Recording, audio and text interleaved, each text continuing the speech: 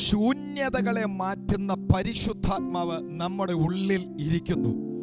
ദൈവത്തിന് ഇഷ്ടമല്ലാത്ത ചില പ്രത്യേക സംഗതികൾ വേദപുസ്തകം പറയുന്നുണ്ട്. ദൈവത്തിന് തീരെ ഇഷ്ടമല്ലാത്ത കാര്യങ്ങളിൽ ഒന്നാണ് ശൂന്യത. ദൈവവചനം ഉൽപ്പത്തി പുസ്തകം 1-ാം അധ്യായം അതിൻ്റെ 2-ാമത്തെ വാക്യം വായിക്കുമ്പോൾ ദൈവവചനത്തിൽ നാം കാണുന്നു, ഭൂമി പാഴും ശൂന്യവുമായി ഇരുന്നു. ശൂന്യത ദൈവം ഇഷ്ടപ്പെടുന്നില്ല. നിങ്ങളുടെ ജീവിതം ഇന്ന് ഏതെങ്കിലും കാര്യങ്ങളിൽ ശൂന്യതയിലാണ് നിങ്ങളായിരിക്കുന്നതെങ്കിൽ, നിങ്ങളുടെ ജീവിതത്തിൽ ഏതെങ്കിലും കാര്യങ്ങൾ ശൂന്യമായിരിക്കുന്നെങ്കിൽ, ഈ വചനം കേട്ടിപ്പോൾ തന്നെ നിങ്ങൾ വിശ്വസിക്കുക, യേശു ശൂന്യതകളെ നികത്തുന്ന ദൈവമാണ്. കർത്താവിന് നമ്മുടെ ജീവിതം ശൂന്യമായിരിക്കുന്നത് ഇഷ്ടമല്ല. സഭകൾ ശൂന്യമായിരിക്കുന്നത് ഇഷ്ടമല്ല. നിന്റെ പടക ശൂന്യമായിരിക്കുന്നത് ദൈവത്തിന് ഇഷ്ടമല്ല.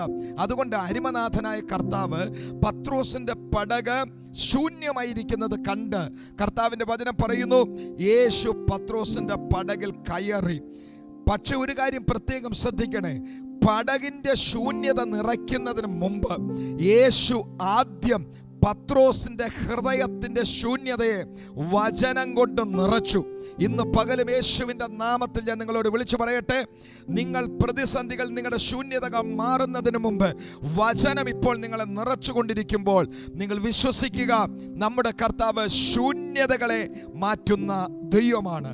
പാഴും ശൂന്യവുമായിരുന്ന ആ ഭൂമിയുടെ മുകളിൽ പരിശുദ്ധാത്മാവ് പരിവർത്തിച്ചപ്പോൾ അത് മനോഹരമായി മാറിയതുപോലെ ഈ ദിവസങ്ങളിൽ നിങ്ങളുടെ ശൂന്യമായ അവസ്ഥകളിൽ, പാഴായിരിക്കുന്ന നിങ്ങളുടെ ജീവിതത്തിൻ്റെ മേൽ കർത്താവിൻ്റെ കരം ചലിക്കാൻ പോകുകയാണ്.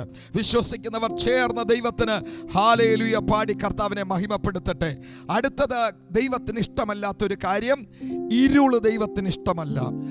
ആഴത്തിന്മീതെ ഇരുൾ ഉണ്ടായിരുന്നു. ഇരുള് ദൈവത്തിന് ഇഷ്ടമല്ല. അന്ധകാരം ദൈവത്തിന് ഇഷ്ടമല്ല. നിങ്ങളുടെ ജീവിതം അന്ധകാരം പിടിച്ചതാണോ എങ്കിൽ വിശ്വസിക്ക്, ദൈവം വെളിച്ചമാകുന്നു.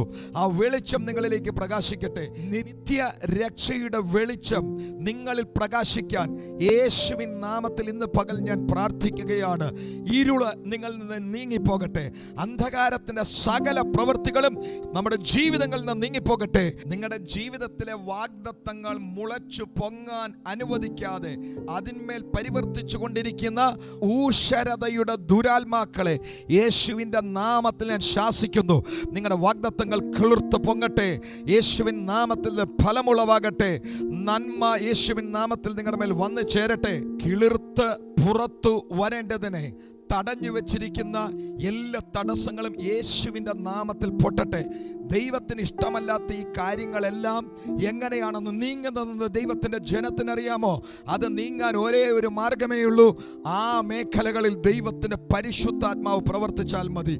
പാഴും ശൂന്യവുമായിരുന്ന ഭൂമിയുടെ മേൽ ദൈവത്തിൻ്റെ ആത്മാവ് ചലിച്ചപ്പോൾ ഈ പറഞ്ഞ മേഖലകളിലെല്ലാം ദൈവത്തിന്റെ അത്ഭുത പ്രവർത്തികൾ ഉണ്ടായി. ഇന്ന് പകൽ യേശുവിന്റെ നാമത്തിൽ യഹോവയുടെ അഭിഷക്ത ദാസൻ എന്നുള്ള നിലയിൽ ഞാൻ ഇപ്പോൾ നിങ്ങൾക്ക് വേണ്ടി പ്രാർത്ഥിക്കുകയാണ്. ഇന്ന് പകൽ യേശുവിന്റെ ദാസൻ എന്നുള്ള നിലയിൽ ഞാൻ നിങ്ങളുടെ ജീവിതങ്ങളെ നോക്കി ആത്മാവിൽ വിളിച്ചു പറയുകയാണ്. നിങ്ങളുടെ ഊഷരതകൾ മാറട്ടെ, നിങ്ങളുടെ ശൂന്യതകൾ നീങ്ങട്ടെ, നിങ്ങളുടെ അന്ധകാരങ്ങൾ മാറട്ടെ. സമസ്ത മേഖലകളിലും പരിശുദ്ധാത്മാവിന്റെ ജീവൻ വ്യാപരിച്ച് നന്മകൾ യേശുവിൻ നാമത്തിൽ നിങ്ങളിലേക്ക് വന്നു ചേരട്ടെ. ആമേൻ, ആമേൻ.